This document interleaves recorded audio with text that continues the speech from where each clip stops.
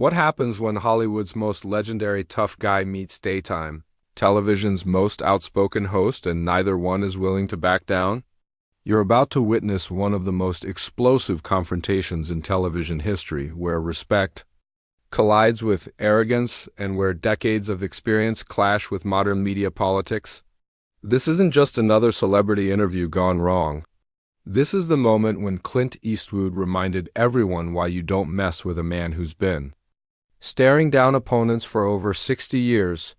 Make sure you subscribe and let me know in the comments which side you're on, because what you're about to hear will have you picking sides from the very first exchange. The morning of the interview, producers at The View were buzzing with excitement. Clint Eastwood, the man who had defined masculinity for generations, was coming to their show. At 94, he remained as sharp and uncompromising as ever, with a new film project that had Hollywood talking. Joy Behar, known for her quick wit and even quicker temper, had been preparing for days, armed with questions that she believed would showcase her interviewing prowess.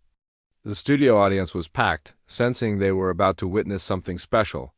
Clint walked onto the set with that familiar measured stride, his presence immediately commanding the room. He wore a simple dark suit, his weathered hands steady as he took his seat across from the panel. Joy leaned forward, her eyes already gleaming with the kind of intensity that regular viewers knew meant trouble. "Clint Eastwood, welcome to The View," Joy began, her voice carrying that edge of superiority she reserved for guests she considered intellectually inferior. "I have to say, I'm surprised you agreed to come on our show, considering how different our audiences probably are." Clint's eyes narrowed slightly, a subtle shift that anyone who knew his films would recognize as a warning sign. "Well, Joy, I've always believed in talking to all kinds of people. That's how you understand the world." "That's interesting," Joy replied, her tone already becoming more confrontational. "Because from what I've seen of your movies and your politics, you seem to prefer a much simpler worldview. You know, the whole strong, silent type, shoot first, ask questions later mentality." The other hosts exchanged glances. This was starting faster than anyone had anticipated. Clint remained perfectly still, his gaze fixed on Joy with the kind of intensity that had made him famous. When he spoke, his voice was low and measured. "I think you might be confusing movies with real-life joy. In my experience, the people who talk the most usually have the least to say." A murmur went through the audience. Joy's smile became more forced, her hands gesturing more dramatically as she pressed forward. "Oh, so now we're going to get the wisdom of Hollywood. Tell me, Clint, what qualifies you to lecture anyone about having something to say? You've spent your career playing cowboys and cops. And you've spent your career playing a character too," Clint replied without missing a beat. "The difference is I know when the cameras stop rolling." The tension in the studio was now palpable. The other host looked uncomfortable, but Joy seemed energized by the conflict. She leaned back in her chair, her voice rising slightly. "Excuse me, are you suggesting that I'm not authentic? That I'm putting on some kind of act? I've been speaking truth to power for decades while you've been playing make-believe." Clint's expression didn't change, but something in his posture shifted. He sat up straighter, his hands folded calmly in his lap. "I'm suggesting that maybe you should listen more and lecture less. You invited me here as a guest, not as a target for your political theater." "Political theater?" Joy's voice was getting sharper now. "This is called journalism, Clint. Maybe you're not used to actual questions instead of softball interviews, where everyone kisses your ring because you're some kind of legend." The audience was completely silent now, sensing they were witnessing something unprecedented. Clint's eyes never left Joy's face, and when he spoke, his voice carried the weight of decades of experience. "I've been in this business long enough to know the difference between journalism and performance art. Real journalists ask questions because they want answers. You ask questions because you want to hear yourself talk." Joy's face flushed red. She turned to the camera, then back to Clint, her voice now carrying a note of desperation disguised as indignation. "I can't believe this. You come on our show and insult not just me, but the entire profession of journalism. This is exactly the kind of arrogance I expected from someone who's been surrounded by yes men for 50 years. 60 years?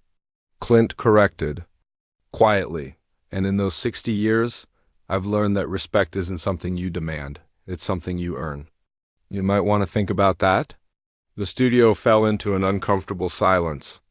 Joy looked around at her co-hosts, clearly expecting support, but found only worried expressions. The producers in the control room were frantically trying to decide whether to cut to commercial or let this play out. Joy, realizing she was losing control of the situation, decided to escalate. You know what, Clint? I think your problem is that you can't handle strong women. You're from a generation that expected women to be seen and not heard. And now that we have voices, you can't deal with it. For the first time since the interview began, Clint smiled. It wasn't a pleasant smile. It was the kind of smile that appeared in his movies right before someone made a very big mistake. He leaned forward slightly, his voice remaining perfectly calm. Joy, I've worked with some of the strongest women in Hollywood. Mealster, Frances McDormand, Hilary Swank.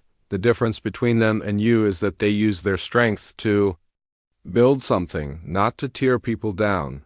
They don't confuse being loud with being strong. Joy's mouth opened and closed for a moment, clearly caught off guard by the comparison to respected actresses. But rather than backing down, she doubled down with the kind of reckless abandon that had made her famous for all the wrong reasons. Don't you dare lecture me about strong women, Joy snapped, her voice now carrying a shrill edge that made several audience members visibly uncomfortable. You think name-dropping a few actresses makes you some kind of feminist ally? These are women who had to work in your system, play by your rules. Clint's voice remained steady, but there was steel underneath. My system? I've directed and produced films that gave women lead roles when the rest of Hollywood was still treating them like decoration. What have you done besides complain about? Everyone else's work? What have I done? Joy's laugh was bitter and harsh. I've been fighting for women's rights and social justice while you've been perpetuating toxic masculinity on screen. Your characters solve problems with violence and intimidation exactly like you're doing right now. The accusation hung in the air like a challenge. Clint sat back in his chair, his expression unreadable. When he spoke, his voice was quieter than before, which somehow made it more menacing. You think this is intimidation? Joy, I haven't raised my voice once. I haven't threatened anyone. I've simply responded to your questions with honesty. If that feels like intimidation to you, maybe you should ask yourself why. Joy turned to the camera, addressing the audience directly. This is exactly what I'm talking about, folks. This is how powerful men shut down women who dare to challenge them. They use their reputation, their presence, their whole persona to make you feel small. Nobody's making you feel small but yourself, Clint replied. You're the one who started this conversation with insults. You're the one who's been trying to put words in my mouth since I sat down. I'm just not playing along with your game. The other hosts were looking increasingly desperate. Whoopi Goldberg finally tried to intervene. Maybe we should talk about Clint's new project, the reason he's actually here today. But Joy wasn't finished. She had that look in her eyes that regular viewers knew meant she was about to say something she'd regret. No, I think this is more important. I think our viewers deserve to see who Clint Eastwood really is when he's not playing a character. This is the real man behind the myth. Clint turned to look at her directly, his gaze unwavering. You want to know who I really am? I'm someone who spent his life learning his craft, respecting his colleagues, and trying to tell stories that matter. I'm someone who believes in treating people with dignity until they prove they don't deserve it. What about you, Joy? Who are you when you're not performing outrage for the cameras? The question hit like a physical blow. Joy's face went through a series of expressions from shock to anger to something approaching panic. She looked around the studio as if searching for an escape route, but found only the expectant faces of the audience and her increasingly uncomfortable co-hosts. I'm someone who isn't afraid to ask the tough questions, she said. But her voice lacked its earlier conviction. I'm someone who holds people accountable. Accountable for what? Clint asked. For having different opinions than you. For not agreeing with your political views. For not being impressed by your performance. For perpetuating harmful stereotypes. Joy shot back, finding her fire again. For making movies that glorify violence and masculine aggression, for being part of a system that kept women and minorities in secondary roles for decades, Clint nodded. Slowly, as if considering her words carefully. You know what's interesting about that accusation? It tells me you've never actually watched my films. If you had, you'd know that some of my best work has been about the cost of violence, about broken men trying to find redemption. You'd know that I've consistently cast strong female characters and actors of color in significant roles. I've seen enough, Joy replied dismissively. I don't need to watch every single one of your movies to understand what you represent. And there it is, Clint said, his voice carrying a note of satisfaction. You've just admitted that you're criticizing work you haven't even bothered to examine. You're attacking me based on assumptions and stereotypes? Isn't that exactly the kind of behavior you claim to fight against? Joy's face flushed deeper red. She was trapped by her own words, and she knew it. But instead of backing down gracefully, she chose to attack more viciously. Don't try to turn this around on me. I know exactly what you are. You're a relic from a different era, a time when men like you could say and do whatever you wanted without consequences. Well, times have changed, and your type of masculinity is no longer welcome in civilized society. The words hung in the air like a slap. The audience gasped audibly. Even the other host looked shocked at the venom in Joy's voice. Clint sat perfectly still for a long moment, his expression unreadable. When he finally spoke, his voice was so quiet that everyone in the studio had to strain to hear him. My type of masculinity? You mean the type that believes in treating people with respect until they prove they don't deserve it? The type that thinks you should actually know what you're talking about before you open your mouth? The type that believes in earning your place through work and talent rather than through loudness and controversy? Joy opened her mouth to respond, but Clint wasn't finished. He stood up slowly, his full height and presence filling the studio. He wasn't angry. He wasn't shouting, but his authority was absolute. You know what's not welcome in civilized society, Joy? People who use their platform to spread ignorance and hatred. People who attack others based on stereotypes and assumptions. People who think being loud and obnoxious is the same thing as being right. The studio was dead silent. Joy looked around desperately but found no support from her co-hosts or the audience. She had pushed too far and everyone knew it. Joy's desperation was now visible to everyone in the studio. She had painted herself into a corner with her own aggression, and Clint's calm authority was making her look smaller by the minute. But, rather than retreat, she made the fatal mistake of trying to regain control through an even more personal attack. You don't get to stand there and lecture me about hatred, Joy said, her voice cracking slightly. You've made a career out of celebrating violence and revenge. Your movies are masturbation fantasies for angry men who want to solve their problems with guns. And now you're trying to intimidate me the same way your characters intimidate everyone else. Clint remained standing, his hands at his sides, his expression unchanged. The silence stretched for what felt like an eternity before he spoke. His voice carrying the weight of decades of experience and wisdom. Joy, I've been making movies for over 60 years. I've worked with hundreds of actors, directors, and crew members. I've never once had to raise my voice or use intimidation to get what I wanted. You know why? Because real authority doesn't come from fear. It comes from respect. And respect is earned through competence, integrity, and treating people decently. Joy's hands were shaking now, though she tried to hide it by gripping the arms of her chair. You think standing up makes you more authoritative? You think your height and your reputation give you the right to talk down to me? I'm not talking down to you, Clint replied evenly. I'm talking directly to you, something you seem to be having trouble handling. You've spent this entire interview trying to put me in a box, trying to make me fit your preconceived notions about who I am and what I represent, but I'm not going to play that game. The other hosts were frozen, unsure whether to intervene or let this play out. The producers in the control room were frantically trying to decide whether this was great television or a complete disaster. The audience watched in stunned silence as Joy made her next desperate move. "This is exactly what I expected," Joy said, her voice now carrying a note of hysteria. "A man who can't handle being challenged by a woman. You're so used to everyone treating you like some kind of god that you can't deal with someone who sees through your act?" Clint's eyes narrowed slightly, and for a moment, everyone in the studio saw a flash of the steely determination that had made him famous. But when he spoke, his voice remained perfectly controlled. "You keep saying I can't handle being challenged, but you haven't challenged me, Joy. You've attacked me. There's a difference. A challenge involves presenting facts, asking thoughtful questions, engaging in actual dialogue. What you've done is throw accusations and insults, hoping something will stick."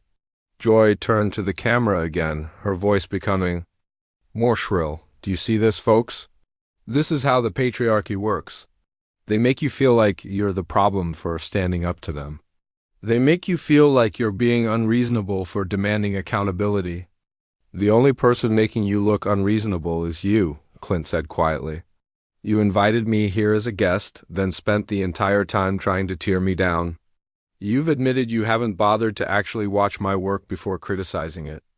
You've made assumptions about who I am based on stereotypes and political talking points. That's not journalism. That's not even entertainment. That's just sad." The word sad hit Joy like a physical blow. She recoiled as if she'd been slapped, her face cycling through emotions too quickly to track. When she spoke again, her voice was barely controlled. "Don't you dare call me sad. I've been fighting for social justice and women's rights for decades.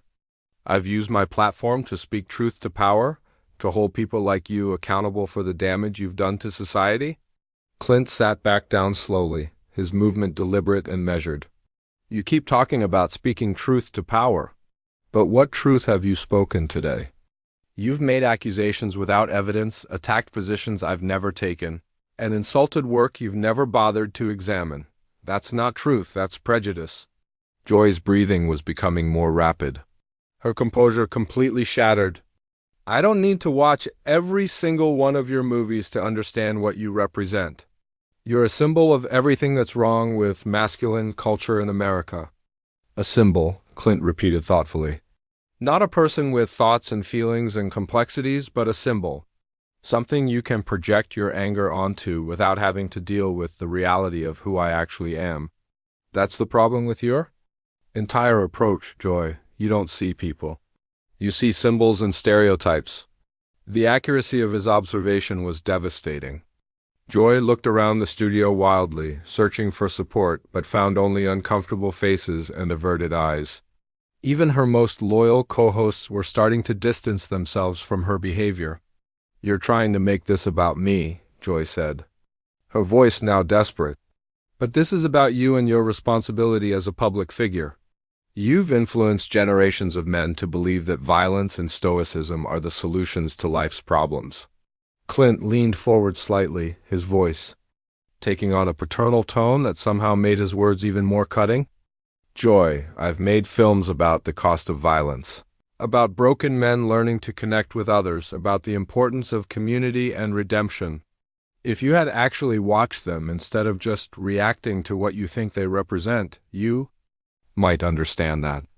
"I've seen enough," Joy snapped, but her voice lacked conviction now.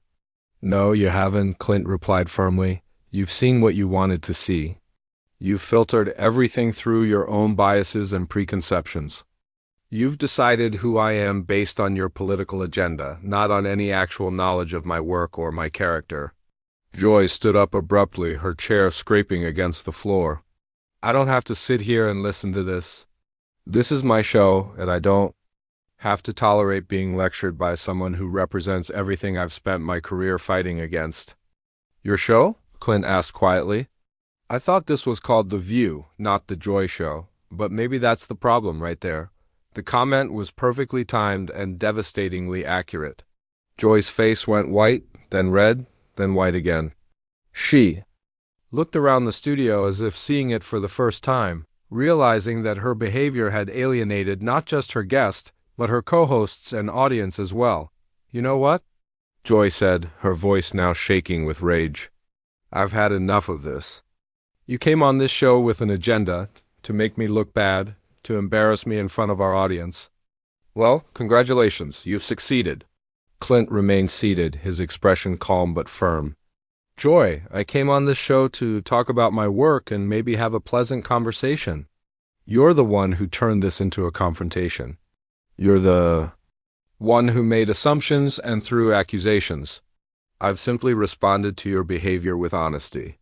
Your honesty is just another form of aggression, Joy shot back, but the words sounded hollow even to her. And your aggression is just another form of insecurity, Clint replied without missing a beat. You're so threatened by anyone who doesn't immediately agree with your worldview that you attack them rather than trying to understand them. Joy turned to the producers off camera, her voice now pleading. Are we really going to let this continue? Are we really going to let him turn our show into his personal platform? But the producers were as frozen as everyone else. They were witnessing television history, and they knew it. This wasn't just an interview gone wrong. This was a masterclass in how dignity and composure could triumph over aggression and hysteria. Clint stood up again, this time moving toward the edge of the set. I think I've said everything I need to say. Joy, I hope someday you'll actually watch my films with an open mind. You might be surprised by what you find. Don't you dare walk away from me, Joy shouted, her voice now completely unhinged. We're not finished here. I'm not done with you. Clint paused and turned back to face her, his expression sad but resolute. Yes, you are. You were done the moment. You decided to attack instead of engage, to assume instead of ask, to perform instead of listen. This isn't an interview anymore. It's a tantrum, and I don't participate in tantrums. With that, he began removing his microphone, his movements, calm and deliberate. Joy watched in horror as she realized what was happening. Her guest, one of the most respected figures in Hollywood, was walking away from her show because of her behavior.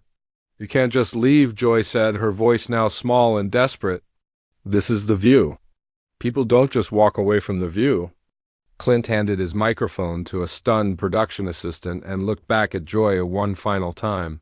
People with self-respect do. The silence that followed was deafening. Joy stood, frozen in the middle of the set, her face a mask of humiliation and rage. The other hosts sat in stunned silence, unsure how to process what they had just witnessed.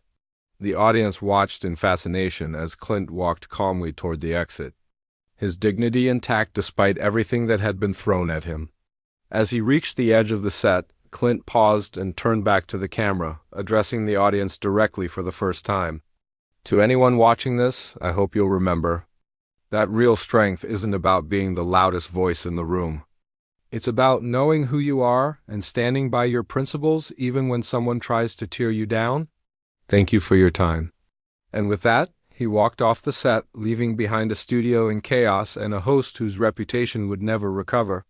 From the confrontation she had initiated and lost so completely, Joy remained standing in the middle of the set, her mouth opening and closing like a fish out of water, as the full impact of what had just happened began to sink in. She had invited a legend onto her show and had managed to make herself look small, petty, and unprofessional in comparison. The man she had tried to diminish had instead revealed her own character flaws for all the world to see. That's the power of true dignity under fire, folks. Sometimes the most devastating response to aggression isn't to fight back, but to simply refuse to participate in the game. Clint Eastwood reminded us all that real strength doesn't need to prove itself through loud voices or personal attacks. It speaks for itself through actions, character, and the simple refusal to be dragged down to someone else's level. What did you think of this confrontation? Did Joy get what she deserved, or did Clint go too far? Let me know in the comments below.